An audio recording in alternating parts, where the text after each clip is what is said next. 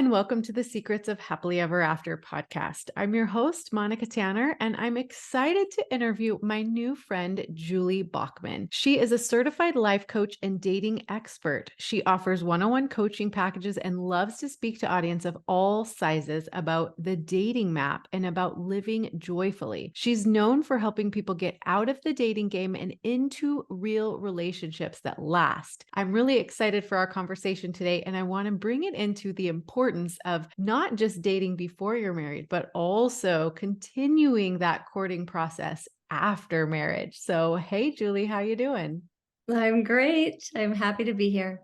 So good. Well, let's start with your professional specialty, which is dating. What do you think are the two most important things to look for in a partner when you are dating? Well, to preface that, I would say that everyone's values, preferences, requirements, and deal breakers matter, and those things are important. But those things will change with time and life experience. So the Absolutely two agree. things that I say to look for in a potential partner, and remember that if you want to be a potential partner, or if you are, you would start with you. And those two things are someone who is willing to be wrong. Ask yourself, am I willing to be wrong? And the second one is someone who is willing to learn and grow with you. So good. Yes, that's so important. Do you want to elaborate on being willing to be wrong? Like, how do you know if somebody is willing to be wrong? And how do you know if someone's willing to grow with you? Okay, examples of someone who's willing to be wrong. Someone who can say the words, I was wrong, and own it. And I don't know about you, but over my lifetime, I have learned the words I'm sorry from the time I was a tiny kid. And those two words have so many meanings, and they've become sort of overused and trite. And that exchanging I'm sorry with I was wrong, and then telling how you were wrong just tends to carry more meaning and more maturity. Another way to be wrong is to recognize when you have expectations of another person, like wanting them to be different than who they are, or a situation to be different than how it really is. That's like saying 2 plus 2 is 5. It just doesn't work. It's not true. It's not reality. And if you can come to that, like, dropping what you think it should be and accept what is, that's a way to be like, oh, I was wrong. It's not what I thought it would be. Hmm. And then go from there. It's a happier place to be. Yeah, I think I made a mistake is also a Yeah. great statement to be able to make. Like if you're late or, if you interpreted something wrong, maybe overreacted, something like that, like I made a mistake is a very humble phrase. Yes, absolutely. And when you say that and then you own it, you're giving the relationship, whoever you're talking to, really, the opportunity to connect with you because we're all humans and we all make mistakes. Yeah, so good. So good. Well, what are a few things that people can do while dating to set themselves up for success in married life? Okay, well, this is what I do and what I love. I teach people that if you play the dating game while you're dating and it gets you to marriage, you will then take the game into the marriage. And it's not sustainable. It doesn't really lead you to a real relationship because dating game is a way to win someone over that creates more of a what I call a fake or imitation relationship. So, for success in married life, I would say get out of the dating game because a lot of people will say, yeah, but I'm not dating. Like, well, you're still in the game and you're doing it while married. And then my second one would be don't date out of obligation. I think that, well, I tell everyone this, whether you're single or married, don't go on a date if you don't want to date, because no one wants to go on a date with you, including your spouse, if you don't want to be there. Explain to me what the dating game is because I feel like it had a negative connotation, but I didn't understand. What is the dating game? Okay, the game, yes. So most of us can relate to this. The game is pretending, performing, lying, or telling a half truth. Um, it's waiting, guessing, assuming. Um, it's critiquing, analyzing, evaluating someone else. And with that, it's really measuring someone else and thinking about how they make you feel versus caring about how they feel. Mm. So the game is more um, self-centric. It's it feeds anxiety, frustration, and confusion. And when I talk to single people who come to me for help and support when it comes to dating, they want confidence. And the game never leads to that because it's leading to more confusion and emptiness. And you're never sure how the other person really feels, and you never tell how you really feel. So, is that kind of just off the top of my head? Those Yeah, are so I think you're saying kind of putting on a front or a show, or maybe what I like to say is self-abandoning in order to maybe impress this person that you're dating or to kind of fit in with them better or to yes. make them like you or something like that. Yes, I love that. Self-abandoning in order to win someone over. And Yeah. then when they like you, wow, you've got it made. And if they make you happy, you make them happy. Whoa, we should get married. And then you get married and you realize, like, I can't keep up this facade, and neither can they. And now we're both disappointed because the person we married isn't what we thought they were, or marriage wasn't thought what we thought it would be. Yeah. And I think there is some level of that in all, but I think if you can minimize that, absolutely. If you can show up, authentically and you can allow, the person that you're dating to see all sides of you, because yeah, when you get married, it's really hard to hide, behind some, image that you think and some people actually do get away with that for a very long time. They kind of Oh, hide who yes. they really are. But at some point, you've got a lot of resentment. And finally, you kind of have to just be who you are. And I think that's different than changing and growing and having new perspectives over time in marriage, because that absolutely will happen.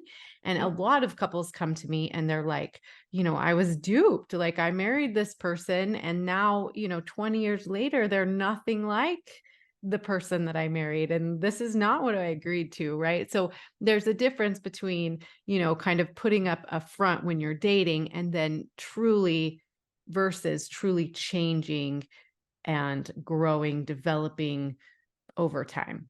Yes, I totally So there agree. has to be room for that. So I think that goes back to your earlier answer is, will they change and grow with you? Because the only constant in life is change. We are all growing and changing and adding perspective. And you definitely 20 years later are not going to be married to the same person that you fell in love with. You have to just fall in love with them all along the way. And that is a choice. I teach that a lot it is a choice to continue to fall in love with the person that you married in every single version and iteration of them, right?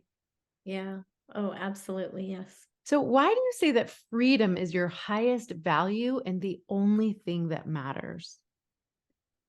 Well, it's the only thing that matters to me because it's the umbrella over all the other things that matter. So, Okay. yes, freedom is my highest value when it comes to relationships because it can only be a real relationship if I am freely choosing it and if I am free to be myself. Mhm. And I think that one of the most loving things you can do for your spouse is to honor their freedom to choose. And I would say that it's better than knowing their attachment style or their love language. Agreed. And that goes back to what we're talking about. Like I teach laws of connection. And one of the laws is that your partner's only job is to be themselves, right? We think that we can, control our partner into behaving the way we want them to. I think a lot of us grow up thinking that, right? And a lot of us go to great lengths to try and control our partner, their behavior. We do it with our emotions and we do it with brute force sometimes, which is definitely dangerous. But in reality, we don't have any control over our partner. They always have freedom and you always have freedom. It's just whether or not you're allowing that freedom to rule the relationship or if you're trying really hard to control things that you can't control. Yes, yes. And I've been there and I've done that. And I continue to learn when I do still try to do that. I think that I was under the notion that if I did all the things that God wanted me to do, Mm. then God would change my husband. Yeah, And that's that I really would be able to interesting. sort of control the situation or him through living righteously and praying intensely. Yeah, such a great point. I mean, absolutely we can control, our prayers and, what we ask for and things like that, but I don't necessarily think God is going to control our spouse through our righteousness. I think that's very common and very true and very discouraging, right? When we realize that nobody, not even God, can take away our spouse's agency. Yeah, he loves us. I believe God loves us enough to honor the gift that he gave us, which is the gift of choice. So good, which goes back to your freedom is the most important thing. Freedom, yes. I I'm all love about that. freedom. So let's change gears and talk about the three elements of happiness. How do we create happiness? Yeah, well, this is what I teach. It's the foundation of everything. And the three elements that I teach are feeling loved, being loving, and being responsible. Mm, okay. Do you want to elaborate on each of those three things? Sure. Starting with love, I tell most of my clients the most dangerous way to date is without it. Imagine that you're going on a date or you come home to your spouse and you're not feeling loved. Your love bucket is empty and Mm, you're relying on another person to fill it up. And that person may not be capable, maybe never, or maybe just in that moment. But that if you go to the element of responsibility, you can take responsibility for filling your love bucket by simply choosing to become a receiver of love and not putting all of that requirement on one person in your life, needing them to like you or fill you up rather than you being responsible for your happiness. And I wouldn't call this self love. I really need to explain it, I think, in a way that's not self love because I don't believe that you can give yourself what you don't have. So where do you get the love if your spouse or your date isn't going to fill your love bucket? And I teach a lot about becoming a receiver of love. I believe that there's love all around us and that we simply need to open up to it. And mm, it comes from other people, it comes from nature, it comes from God. And that, love is love. I often use the example of I tune in to the love that's around me by reminding myself that happiness is now, right now. And then I notice what is there to be happy about? And then I receive it. Thank you for the gift. And when someone does something for me, I focus on receiving what they gave rather than feeling like I need to give back now. A mhm. lot of us, and especially in marriage, we have a setup where we're in this trading relationship. Like he gave something, now I need to give something, commonly we hear like, "I love you," and then the next person says, "I love you too." And it's a trade, and it almost like cancels each other out rather than like, and I still do that. So I I get was to gonna say, feed I on always say I love you more. yeah, and that's a I'm beautiful way to one-upping. respond. I love you more than that. We're now in a competition. Yes. No, but, I think that we all kind of naturally respond that way. Mhm. But if we could pause and receive what the person said, like sometimes, not every time, when my husband tells me he loves me, I receive it by saying, I feel that, or I love to hear it, or I just look at him and smile and like, and he knows I'm receiving. Mhm. So those are some examples of many on how to become a receiver of love. And as you fill up with love, then it's very natural that you will also be a giver. And as you give, you also receive the love. Mhm. I like that a lot. I think it's really important. A very important skill in marriage is learning to fill your own cup, because I think a lot of us walk around needing things from other people and it makes us desperate. And then instead of making requests, we're taking from the people around us and especially our spouse. And so, one of the most important kind of as we mature lessons that we have to learn is you are responsible for your own happiness, right? Like, I'm the only one that can make myself happy. Like, my spouse can't do it. My kids can't do it. My friends can't do it. Of course, they can be kind to me and they can serve me and they can share their love with me. But I'm the only one that, like you said, can choose to receive that love or get my own needs met when I need things, right? It's like I see the like biggest disappointments that people have is they have these expectations of each other to fill each other's cup or to make each other happy, right? Like I used to mope around and think I had this the worst day ever and it was my husband's job to come home and like make it better, right? Like Yeah. somehow he was my prince charming and he had this magical power. He was just going to make everything okay for me.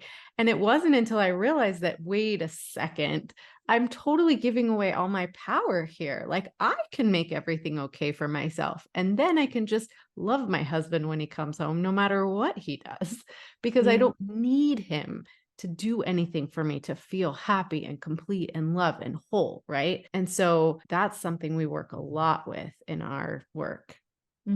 Yes, exactly. And I realize that part of being responsible for my happiness is to understand my own needs. Mm-hmm. And then it was okay to establish a relationship where I could go to someone and say, like, I really need help or I really need support here. When I signed up for life coaching, I was going through divorce and I had one close friend who was kind of a listening ear for all things. And then I had three life coaches.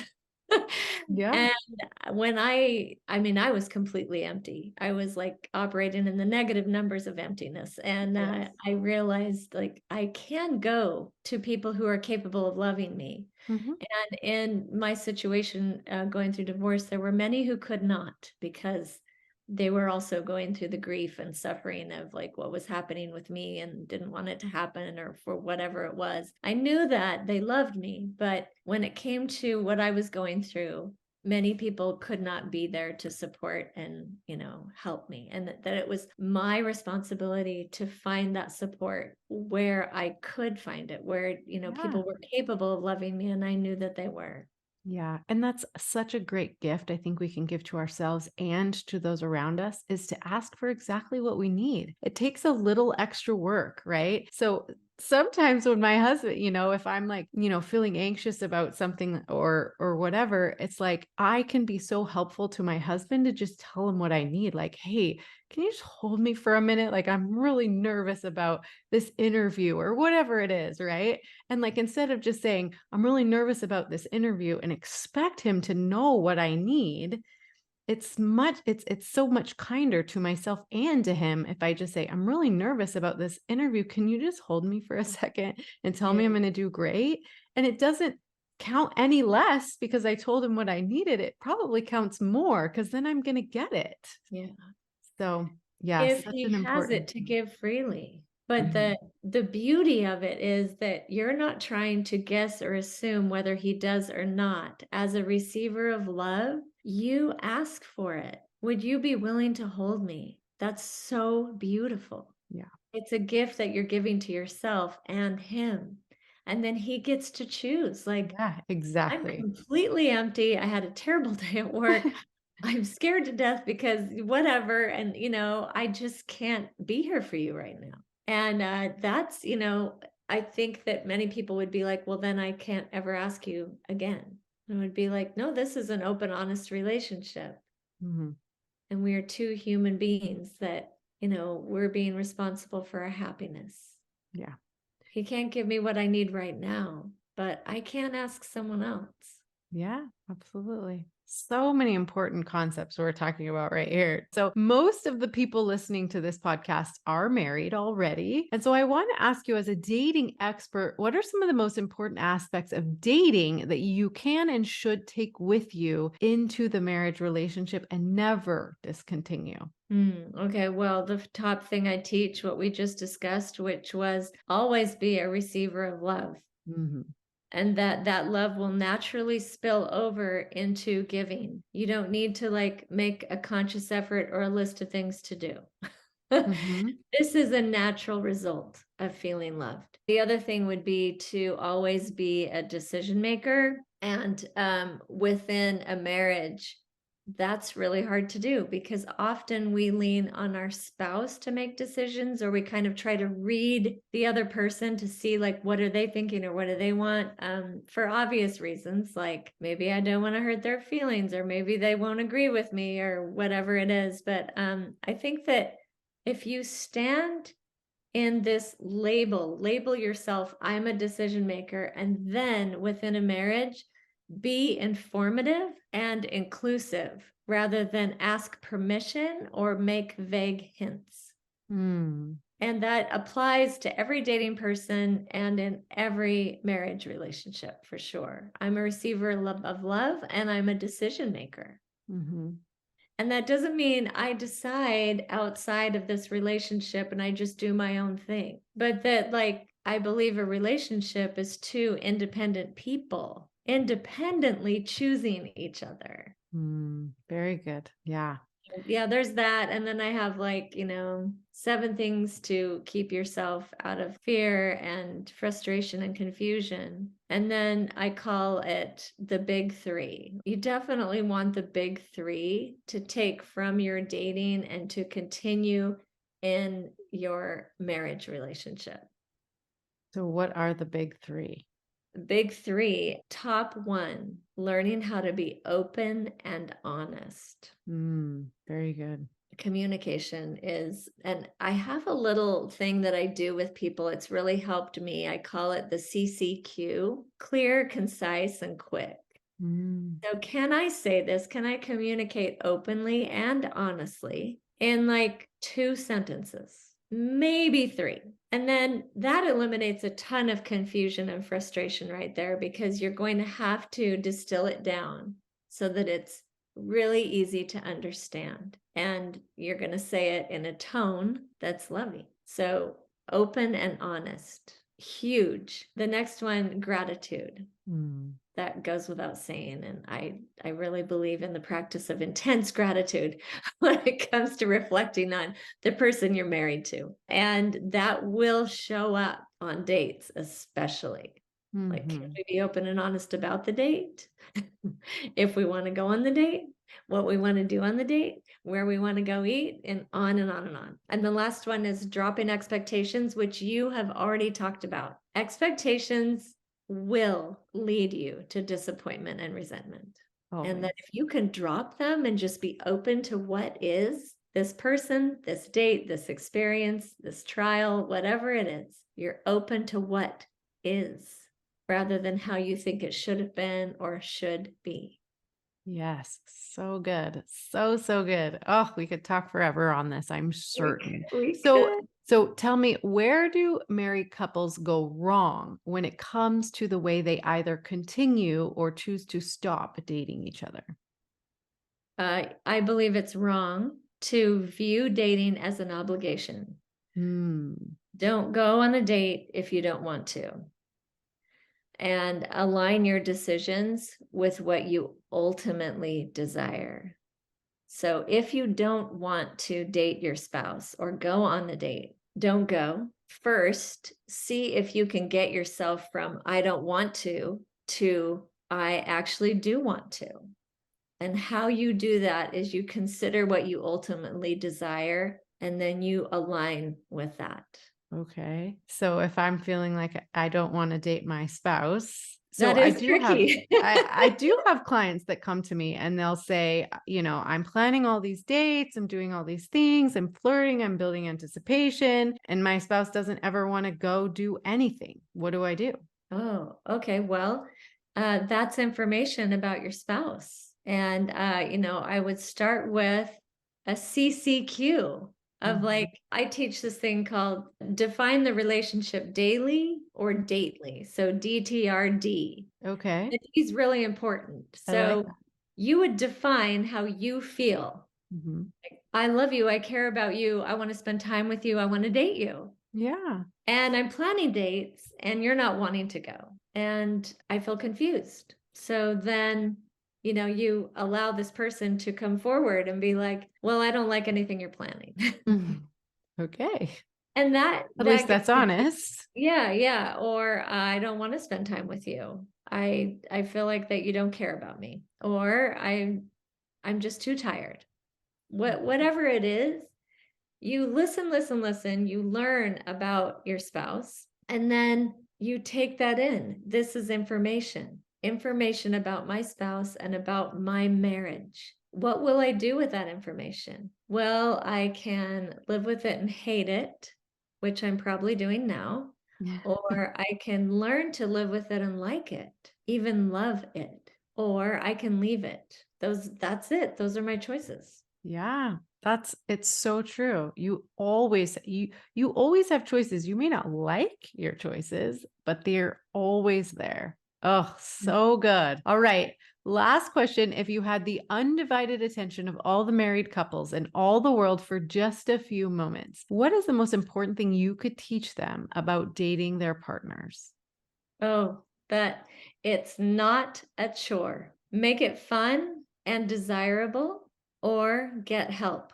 I have some suggestions that might help. Do you want to hear them? Absolutely. Okay, one thing that my husband and I love, we've been married for 7 years and we like getting to know you games and questions. So we, keep them in the car and, go on picnics and just like at dinner time, we pull these questions up and after 7 years and, a couple of years before that, really, getting to know each other before we got married, we're still learning things about each other.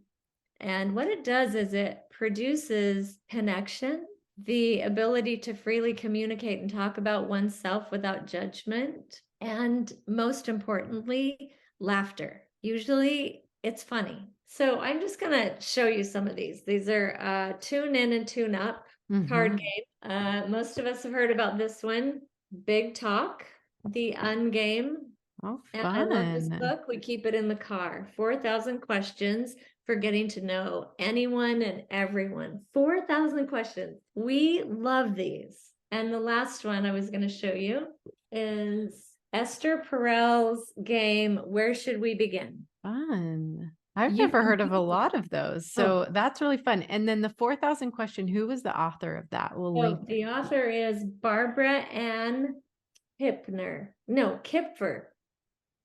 Kipfer. Got it. We'll link some of those resources because that is really fun. And I think that we should always be getting to know our partner because we're always changing and growing. And I think it's the saddest thing when a couple thinks that they know everything there is to know about each other because on any given day, I'm learning new things. I'm talking to new people. I'm discovering things that I didn't even know about myself. So how on earth would my partner know it about me, right? And so that curiosity piece of my husband and I have been married for well, we've been married for 21 years, but we've known each other for a couple of years before that. And I still sometimes he tells me a story about his childhood or something. And I thought, I had no idea not only that that happened to you, but how it shaped you, how you've overcome it, all of these Yeah. things. So getting to know our spouse all the time is such an important. I mean, I don't think you could ever be married long enough to know everything there is to know about each other. Yes, I agree. And it increases intimacy. And we've also noticed that it is the source of many private jokes. Yes, and private jokes are the best. They are. So It's a fun. way for you to develop your own little language of Mhm. humor, and just you wink and you both know. You both know. I And love that. another suggestion is that it's really helpful and connecting to read a book together. So go on a picnic, go to the car, go to your bedroom, whatever. And we usually go over this time limit, but we always limit it to 10 minutes because 10 minutes is so doable. We actually set a timer, 10 minutes. Here's our book. And one of our favorite books that we read together is called Flipped, Flipped. And it's by a woman named Wendelin Van Drainen. And it's about a boy and a girl, and they're each writing their perspectives. And the girl writes a chapter, and then the boy writes a chapter, and it's alternating. And so the guy reads the boy's part, the girl reads the girl's part, and the person who's reading aloud gets a foot rub. Oh, wow. Wait, is And this something you invented or it tells you to do this in the book? it doesn't tell you to do this in the book. I just invented it. I like that. Okay. It's fun to read aloud. And, some people are uncomfortable reading aloud, and that's even better because you get to be uncomfortable with the person you are married to. Mhm. It's good practice. Maybe So you don't know how to give a foot rub. This is how you learn. Maybe you feel weird about receiving a rub. Well, maybe you could ask for a hand or shoulder or whatever. It's so fun. But then my last thing would be that maybe, especially in a marriage, you don't call it a date. You call it a picnic. We're going on a picnic, or we're going on an adventure. And I like adventure. it's You should be always suddenly, going on adventures. yeah, I don't know what it is. There's a big difference between the word date and adventure. So that might be something to try if your spouse is maybe resistant to dating or something like that. You could be like, "Okay, well, we're going to go on a weekly adventure." And maybe that would Yes. be different. Maybe you could even choose a different word. But I do like that suggestion because going out on weekly date nights is probably overused, but I have my suspicions because it's so important. But there might be somebody who's like, "Oh, that's so cliche. That's not the answer," or whatever. But so maybe you reframe it and call it something different that you both would get more excited about. Yeah. Or each time you go out together or do anything, you call it something else. Like a lot of people, myself included, if I'm calling it a date and I'm with my husband, we're going out to dinner Oh, okay. or Sure. lunch or whatever. It involves a meal. Uh-huh. And so take some question cards with you. Yeah.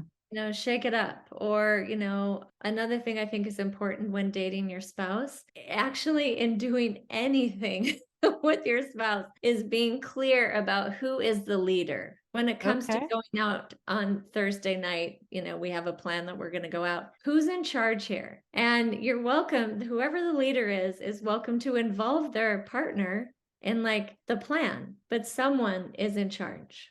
Yeah. I like that. That's a good way to make sure that both voices are being heard and respected. And yeah, Yes, that's because good. sometimes I think that like my husband and I will like have a plan in our head. And then metaphorically, it's if we walk in opposite directions and then we stop and look over our shoulder, like, wait, where are you going?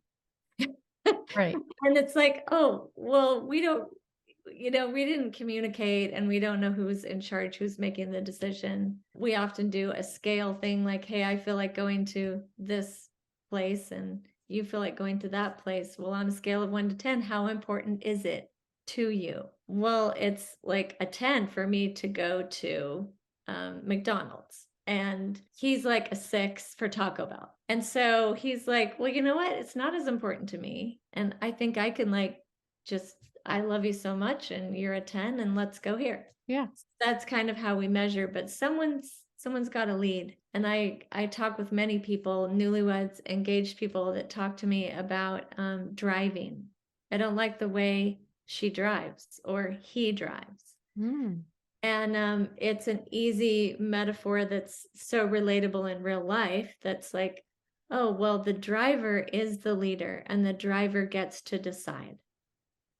If you don't like it, you can make a loving request. Would you be willing to slow down? Would you be willing to not read your text messages while driving or whatever it is? You can make a request of the leader, but the driver is the leader. And if you really can't handle it, then you switch or you get out and call an Uber so that you're saving your marriage from that resentment and hatred and bitterness and contempt and all the things that rise up because you don't like the way they did it. Mm. Honor the person who's leading or make requests or get out of the car. Yeah, very good. I love it. And Where can my listeners find you and learn more about what you teach and talk about? oh, well, you can go to my website, juliebalkmancoaching.com. On the resource tabs, I have some freebies, and one of them is a downloadable PDF that you could print, and it's kind of cute. I had my graphic design son design it, and it says, "Happiness is now, right now." And it will help you focus on becoming a receiver of love. Another place to find me is on Instagram. I'm pretty active there, lifecoach.julie. And I love it when people reach out to me and ask questions, and I'd be happy to talk to anyone. I love it. I love this podcast, and I'm really happy to be here. So thank you. Yeah, well, thank you for spending time with us, and we will follow along your adventures. Thank you so much, Julie. To learn more ways to deepen your intimacy and strengthen your relationship, make sure you watch this video next.